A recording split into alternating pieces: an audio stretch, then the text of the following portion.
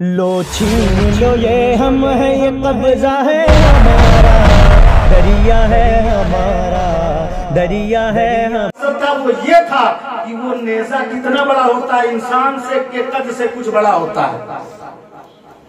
अब बात आपके समझ में आ गई। सूरज सवा नेज़े पे कयामत के दिन आएगा, सूरज सवा नेज़े पे आएगा, और जब सवा नेज़े पे आएगा और उसका रुख जमीन की तरफ होगा, जमीन तांबे की हो जाएगी, आसमान लोहे का हो जाएगा। उस दिन गर्मी का आलम क्या होगा। आजकल जब चौथे आसमान पे सूरज है तो उसकी गर्मी मई जून का क्या कहना, किसी से पोशीदा नहीं है कि उसकी मई जून की गर्मी कैसी होती है। जब सवा नेज़े पे सर के ऊपर आ जाएगा बिल्कुल, तो उसकी गर्मी का आलम क्या होगा। किताबों में लिखा है, कोई टखनों पसीने में, कोई घुटनों पसीने में, कोई कमर तक पसीने में, कोई सीने तक पसीने में होगा, कोई गले तक पसीने में होगा, कोई उसी पसीने में डुबकी लगा रहा होगा। जिसके जैसे अमाल होंगे वैसा पसीना होगा, वैसे उसको सजाएं दी जा रही होंगी, वैसे उसको अजाब दिया जा रहा होगा।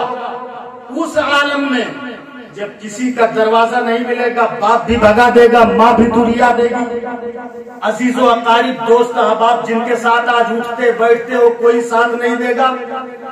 बीवी भी कहेगी मैं तुझे नहीं पहचानती, अगर जरूरत पड़ गई ना तो बीवी भी कहेगी मैं तुझे नहीं पहचानती। उस ऐसे आलम में मेरे आका के लिए शफाअत का दरवाजा खुलेगा। बोलो यार, लगता है हम कब्रिस्तान में खड़े हुए हैं। कब्रिस्तान करीब है ना, तो ऐसा न कीजिए कि अब वही तस्वुर हम करें कि हम कब्रिस्तान ही में बोल रहे हैं। क्योंकि मेरी आदत तो आप लोग लगभग सब जानते हैं कि जब तक मजमा बोलता नहीं, महफिल बोलती नहीं, मैं बोलता नहीं, मैं बुलवाता रहता हूँ। मगर मैं किससे बुलवाऊँ, आप चंद लोग बैठे हैं तो कम से कम आप ही लोग बोले। जोर से बोलिए सुभान अल्लाह, और जोर से। जब वहाँ कोई पुरुषान हाल नहीं होगा, आज बहुत हम कमाई कर करके अपनी बीवियों को खिलाते हैं, बच्चों को खिलाते हैं, माँ बाप के ऊपर खर्च करते हैं, सब कुछ पैसा कमाते हैं। पैसा हो चाहे जैसा हो, जैसे भी मिले, हलाल की मिले, हराम की मिले, जायज की मिले, नाजायज की मिले, कैसो भी मिले, कमाते रहो, खाते रहो, खिलाते रहो। ये तो कल कयामत के दिन हिसाब देना पड़ेगा कि कैसा तुमने कमाया था, अच्छा कमाया था या बुरा कमाया था। अगर अच्छा कमा के खिलाया है तो फिर अल्हम्दुलिल्लाह, और अगर बुरा कमा के खिलाया है, नाजायज और हराम पैसे कमाया है, तो उसकी सजा बीवी नहीं भुगतेगी, बाप नहीं भुगतेगा, बच्चे नहीं भुगतेंगे, आपको भुगतना पड़ेगा।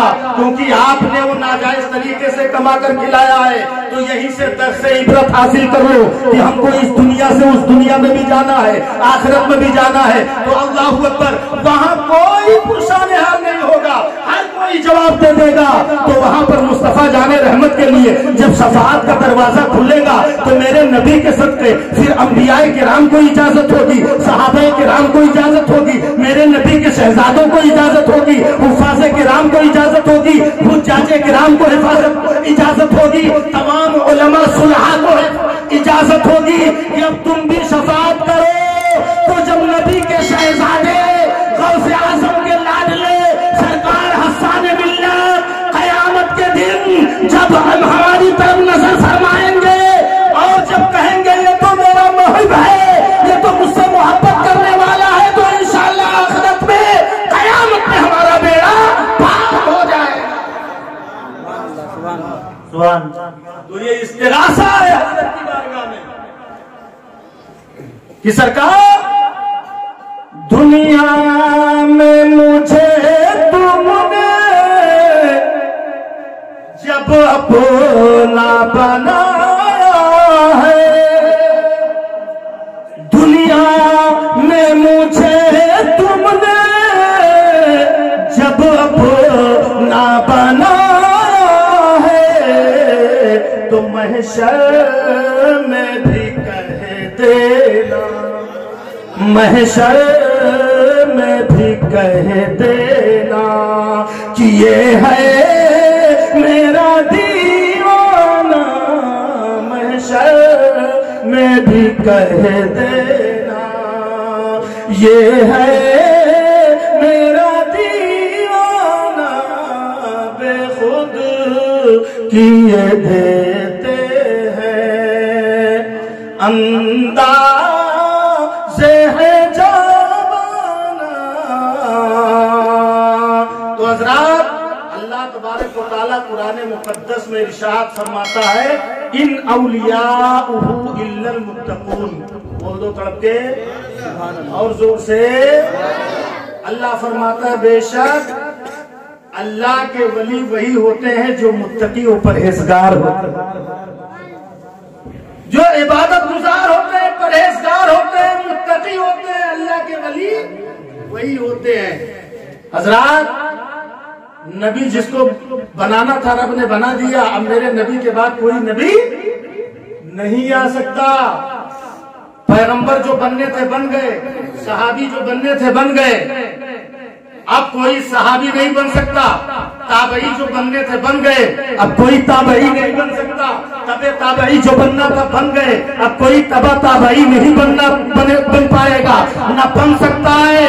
हज़रात, कितनी बड़ी खबासत वाला अकीदा है वहाबियों देवबंदियों का। वो क्या कहते हैं ना, लिखते हैं अपनी किताबों में, लिख मारा है कि मोमिन बंदा अपने आमाल और तकवे की बुनियाद पर नबियों से भी आमाल में बढ़ सकता है। बोलो माज़ अल्लाह। अरे सहाबी के आमाल के बराबर नहीं हो सकते और नबियों के आमाल से बढ़ जाने की बात करते हैं। मेरे आका ने इरशाद फरमाया है, गैरे सहाबी उहद पहाड़ के बराबर सोना खैरात करे, मेरा सहाबी एक मुट्ठी जौ खैरात कर दे। तो मेरे सहाबी का एक मुट्ठी जौ उहद पहाड़ के बराबर सोने से भी अफजल वाला है, उससे भी बेहतर है। ये अमाल है सहाबी के। अल्लाहु अकबर। तो हज़रात, कोई अब सहाबी नहीं बन सकता, कोई नबी नहीं बन सकता, मगर अल्लाह का वली जरूर बन सकता है। अल्लाह का वली जरूर बन सकता है। और अल्लाह का वली कौन है? जो मुत्तकी है, जो परहेजगार है, जो इबादत गुजार है, जो अल्लाह से मोहब्बत करने वाला है, रसूलुल्लाह से मोहब्बत करने वाला है और रसूल पाक के अहकाम पे चलने वाला है, हर हर कदम को शरीयत के मुताबिक उठाने वाला, वही अल्लाह का वली है। तो बिलाशुबा हम ये कह सकते हैं, मेरे सरकार हस्सान मिल्लत मुत्तकी भी है, परहेजगार भी है, इबादत गुजार भी है, तकवा शिआर भी है, बेकसों की दस्तगीरी फरमाने वाले भी हैं। आपके दर पे तो मेला लगा होता है, मोहताजों का, हाजतमंदों का, अकीदतमंदों का। आज जुमेरात का दिन था, अल्हम्दुलिल्लाह मसौली शरीफ में हर जुमेरात को अकीदतमंद हाजिर होते हैं। और जो हाजिर होता है हजरत की बारगाह में अपने दामन को फैलाता है। मेरे सरकारे मसौली इनके कहने से, इनके वसीले से, हुजूर हस्सान मिल्लत के अर्ज करने से सरकारे मसौली उसके दामन को भर दिया करते हैं। ये मेरे सरकार हस्सान मिल्लत है। अल्लाह अकबर। मैंने खुद देखा है कि सरकार हस्सान मिल्लत के दस्ते गरम से उसको भी शिफा मिली है अल्हम्दुलिल्लाह, जिसको डॉक्टरों ने लाइलाज कर दिया। माशाअल्लाह। कोई और नहीं, हमारे घर की बात है, हमारे भांजे की बात है। बोल दो तड़प के सुभान अल्लाह, सुभान अल्लाह। मेरे भांजे को जब हम लेकर गए सरकार मसौली की बारगाह में, यही मेरे दोनों बेटों ने हाजिरी लगाई और हजरत की बारगाह में, हुजूर हस्सान मिल्लत की बारगाह में इस्तिगासा पेश किया। सरकार ने अपनी जुबान से कहा, बच्चा ठीक हो जाएगा, ले आओ यहाँ मेरी बारगाह। माशाअल्लाह। बोल दो जोर से सुभान अल्लाह। चार ऐसे मुहलिक मर्ज थे जो ठीक नहीं हो सकता था। डॉक्टरों ने जवाब दे दिया था कि ये नहीं ठीक हो सकता, मगर अल्हम्दुलिल्लाह मेरे सरकार हस्सान मिल्लत का करम देखो, आपकी अनायत देखो, आपकी मसीहाई देखो कि आपने जुबान हिला दिया तो अल्लाह ने शिफा अता फरमा दी। वाह वाह वाह, शिफा अता फरमा दिया। सुभान अल्लाह। वो सरकार हसान मिल्लत है। तो जब तकवा इनमें है, परहेजगारी इनमें है, इबादत गुजारी इनमें है, अल्लाह के नबी की सच्ची मोहब्बत इसमें है, और सबसे बड़ी बात तो ये है कि नबी का खून इनमें है। वाह वाह वाह, नबी का खून, फातिमा का दूध, अली की ताकत इनकी जुबान और सीनों में है। तो अल्हम्दुलिल्लाह जब ये जुबान हिलाएंगे तो रब क्यों नहीं इनकी सुनेगा, बेशक पूरी करेगा। तो मुझे कह लेने दिया जाए, अगर अल्लाह का वली देखना हो तो कहीं और न जाइए, अभी अपनी आंखों से जियारत करेंगे सरकार हसन मिल्लत की। सरकार हसन मिल्लत की जियारत कर लिया तो समझो अल्लाह के वली की जियारत। वाह वाह वाह, नारे तकबीर, नारे रिसालत, नारे रिसालत, मसलके आला हजरत सरकारे मसौली, नारे तकबीर, नारे रिसालत। माशाअल्लाह। हजरात गुफ्तगू बहुत आगे बढ़ गई, बहुत लंबी चली गई। मैं आपसे बस यही गुजारिश करूंगा कि आप हजरात बैठे रहें, और हजरत अभी चंद लम्हों में तशरीफ लाने वाले हैं, और अभी मेरे बाद आपको और थोड़ी थोड़ी देर खिताब भी सुनना है। मौलाए करीम हम सबको जज़ाए खैर अता फरमाए और सच्ची अल्लाह वालों की मोहब्बत अता फरमाए, इनसे अकीदत करने की तौफीक अता फरमाए। और इनसे अकीदत और मोहब्बत क्या है? इनसे अकीदत और मोहब्बत ये है कि पाबंदी से 5 वक्त नमाज पढ़िए। आमीन। इनसे अकीदत और मोहब्बत ये है कि अल्लाह वालों से सच्चा प्यार कीजिए, इनके रास्तों को अपनाइए, जैसा इनका लिबास है वैसा लिबास पहनिए, जैसा इनका चेहरा है वैसे चेहरा बनाइए, जैसे इनकी शब रोज है इनकी शब रोज को देखकर वैसे शब रोज बनाइए। तो फिर इनसे मोहब्बत करने वालों में शुमार कर दिए जाओगे। हम लाख कहें कि हम सरकार हसन मिल्लत के गुलाम है, गुलाम है, गुलाम है, अल्लाह के वलियों के गुलाम है। अल्लाह के वली अगर कह दे मेरा गुलाम नहीं तो क्या फायदा है? कोई फायदा? हजरत बायजीद बुस्तामी अलैहिर्रहमा का जब विसाल हुआ, बहुत बड़े बुजुर्ग हैं हजरत बायजीद बुस्तामी, इतने बड़े बुजुर्ग हैं अल्हम्दुलिल्लाह कि 500 ईसाइयों को, यहूदियों को बैक वक्त इन्होंने कलमा पढ़ाया था।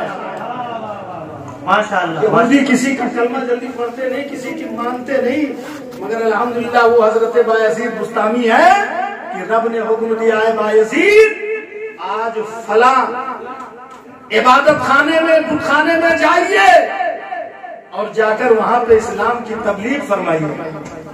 बोलिए, जोर से बोलिए, और जोर से। रब का हुक्म हुआ। कितने बड़े अल्लाह के वली होंगे जिसे रब का हुक्म हो। अर्ज की है, मौला मैं तेरा बंदा बायजीद कुछ खाना में जाऊं, दुनिया देखेगी क्या कहेगी कि बायजीद अल्लाह का वली कुछ खाने के अंदर जा रहा है।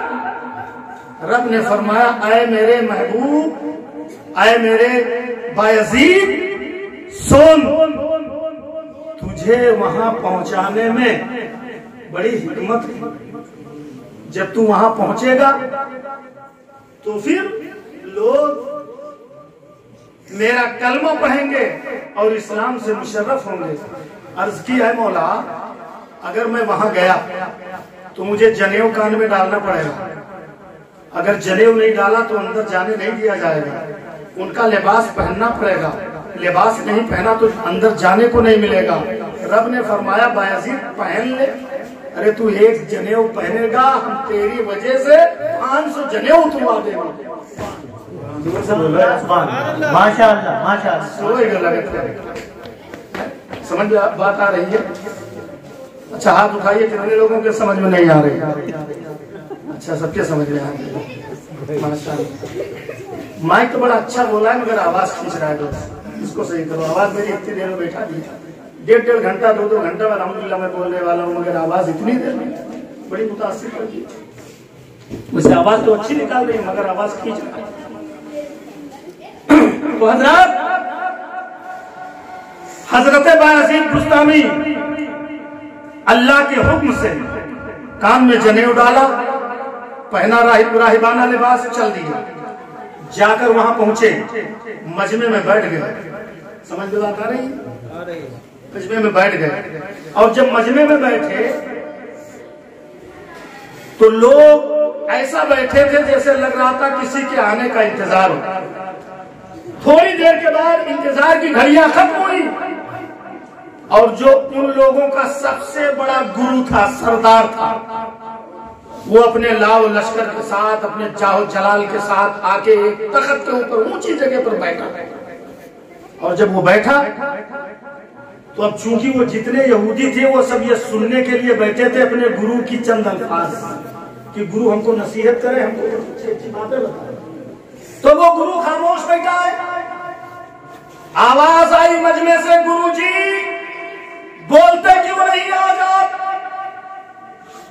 हम आपके लब के खोलने के मुंतजिर हैं, आपकी बातों के सुनने के मुंतजिर हैं। आप लब खोले हमको नसीहत करें, हमको अच्छी अच्छी बातें बताएं। तो उसने जब लब खोला तो कहा, सुनो मैं क्या बताऊं, तुम्हारे दरमियान में एक मोहम्मदी बैठा हुआ है सल्लल्लाहु अलैहि वसल्लम। क्या कहा? हमारे दरमियान एक मोहम्मदी बैठा हुआ है। अब सब लोग भौचक्के हो गए, यानी हुजूर सल्लल्लाहु अलैहि वसल्लम का, अल्लाह के नबी का गुलाम बैठा है, अल्लाह के नबी का गुलाम बैठा हुआ है, मुसलमान बैठा हुआ है। उसको पता चल गया। कहा जब तक वो सामने आएगा नहीं या उसको मजमे से निकाला नहीं जाएगा मैं कुछ नहीं बोल सकता। अब सब में सन्नाटा तारी हो गया, कौन है इसमें बैठा है, कौन है इसमें बैठा है। आखिरकार उसने कहा, क्या मोहम्मदी, तुझे कसम है उस मोहम्मद की जिसकी उम्मत में तू है, सामने आ जा, सामने आ जा। जब हजरत बायजीद बुस्तामी ने हुजूर का वसीला जब पा लिया, कसम पा लिया, तो उठकर खड़े हो गए। कहा, अरे यहूदियों के गुरु उस्ताद सुन, राहिब सुन, मैं ही वो मोहम्मदी हूँ जो तेरे मजमे में आज आया हूँ, और मैं खुद आया नहीं हूँ बल्कि भेजा गया हूँ। तो उसने कहा, सामने आ जाओ, मेरे कुछ सवालात हैं, अगर उसके जवाब दे दिए तो फिर मैं तुम्हारे नबी का कलमा पढ़ लूंगा, और अगर जवाब नहीं दिए तो फिर तुम्हारी गर्दन उड़ा दूंगा, या तो तुमको हमारे धर्म में आना पड़ेगा। मुख्तसर कर रहा हूं, इशारा मिल चुका है, वैसे मैं खत्म करने वाला था, मगर ये बात आ गई सामने तो मैं इसको सोचा कि आपके जहन में बात उतार दूं कि हजरत बायजीद बुस्तामी कौन। हजरत बायजीद बुस्तामी से अब उसने सवाल करना शुरू कर दिया। एक ही साथ सैकड़ों सवाल कर गया, एक ही साथ सैकड़ों सवाल कर गया। पुरानी सवाल, हदीस का सवाल, दुनियावी सवाल, आखिरत का सवाल, आसमान का सवाल, जमीन के अंदर का सवाल, चंद ही सांसों में उसने सैकड़ों सवाल कर लिया। हजरत बायजीद बुस्तामी ने फिर कहा, ठीक है सुन, अब तेरे सवाल का जवाब, एक एक सवाल बोलते जाते हैं, उसका जवाब देते जाते हैं, सवाल बोलते जाते हैं, जवाब देते जाते हैं, सवाल बोलते जाते हैं, जवाब देते जाते हैं, खुद सवाल उसका बोलते हैं, खुद ही जवाब उसका अनायत करते हैं। जब सारे सवालों का जवाब दे दिया तो आखिर में हजरत बायजीद बुस्तामी ने फरमाया, अब तुझसे मेरा एक सवाल है, उसका जवाब दे दे। बोलो बोलो, जोर से बोल दीजिए। इरशाद फरमाया, मेरा एक सवाल है, तूने सैकड़ों सवाल किया है, मेरा एक सवाल है। अब उसने कहा, क्या है सवाल? हजरत बायजीद बुस्तामी ने फरमाया, जन्नत की कुंजी क्या है बता दे, जन्नत की कुंजी क्या है? अब वो खामोश हो गया, अब वो नहीं बोल रहा है, अब वो नहीं बोल रहा है। अब लोग जितने उसके मुरीदीन थे, मुतकीदीन थे, मानने वाले थे, उन्होंने कहा कि इस मोहम्मदी ने तुम्हारे सैकड़ों सवाल के जवाब दिए, आए गुरु जी, आए उस्ताद मोहतरम, अब एक सवाल का जवाब क्यों नहीं दे रहे हैं, उसके एक सवाल का जवाब दे दीजिए। तो उसने कहा, अगर मैं इनके सवाल का जवाब देता हूं तो तुम सब लोग मेरी मुखालिफत करोगे, कहा नहीं नहीं, हम आपकी मुखालिफत नहीं करेंगे, जो आप जवाब देंगे हम उसको मानेंगे। तो फिर कहा जो इसने सवाल किया है वो सवाल ये है कि जन्नत की कुंजी बताइए, तो जन्नत की कुंजी है ला इलाहा इल्लल्लाह मुहम्मदुर रसूलुल्लाह सल्लल्लाहु अलैहि वसल्लम। तो हज़रात जब उसने कह दिया जन्नत की कुंजी ये है, फिर उसने कहा मैं दिल से पढ़ता हूँ कलमा। सबने जितने उसमें 500 यहूदी थे सबों ने कलमे तैयबा पढ़ लिया और कलमे तैयबा पढ़ के मुशर्रफ इस्लाम।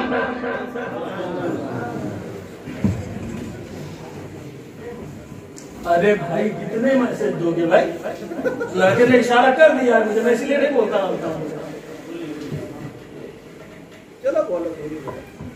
बस मैं अपनी गुफ्तगू का आखिरी जुमला, हजरत बायज़ीद बुस्तामी वो है जो अल्लाह की बारगाह में इतने मकबूल है, बोलो जोर से। वो हजरत बायज़ीद बुस्तामी का जब इंतकाल हुआ जमीन के अंदर गए, और जब जमीन के अंदर गए लोगों ने दफना दिया, दफना के चले आए, फरिश्ते आए सवाल करने के लिए। फरिश्तों ने जगाया, पूछा मर रब्बु का। तो हजरत बायज़ीद बुस्तामी ने नीचे से ऊपर देखा और कहा ये बताओ, अगर मैं कह दूं रब्बी अल्लाह रब्बी अल्लाह रब्बी अल्लाह रब्बी अल्लाह 1000 बार कह दूं, और अगर वो रब कह दे कि ये मेरा बंदा नहीं, तो फिर मेरे कहने का कोई फायदा होगा? मेरे कहने का कोई फायदा होगा? तो मुझसे न पूछो तेरा रब कौन है, बल्कि उस परवरदिगार से जाके पूछ लो बायज़ीद तेरा कौन है। तौहीद तो जब है कि खुदा हश्र में कह दे, तौहीद तो जब है कि खुदा हश्र में कह दे, अरे ये बंदा तो आलम से खफा मेरे लिए, वाह वाह वाह, ये बंदा तो आलम से खफा मेरे लिए है। तो हज़रात हम लाख कहें हम सरकार हस्सान मिल्लत के गुलाम हैं, हस्सान मिल्लत के गुलाम हैं, मगर सरकार अगर अपनी गुलामी में हमें कबूल ना करें, अगर सरकार कह दे मेरा गुलाम नहीं है, तो फिर हमारी बात की कोई वैल्यू रहेगी नहीं, कोई वकार रहेगा हमारी बात? कुछ नहीं रहेगा। बल्कि वकार तो उसी वक्त होगा जब सरकार हस्सान मिल्लत, सरकार मसौली, सरकार गौसे आज़म, सरकार गरीब नवाज, सरकार इमाम हुसैन, सरकार मदीना जब कह दे कि अरे मेरा सच्चा आशिक है, ये मेरा सच्चा गुलाम है, तो जहां उनकी जुबान से निकल गया ये मेरा गुलाम है, वहीं पर हमारा आपका बेड़ा पार है। वमा अलैना इल्लल बलाग। अस्तगफिरुल्लाह। अस्सलामु अलैकुम व रहमतुल्लाह।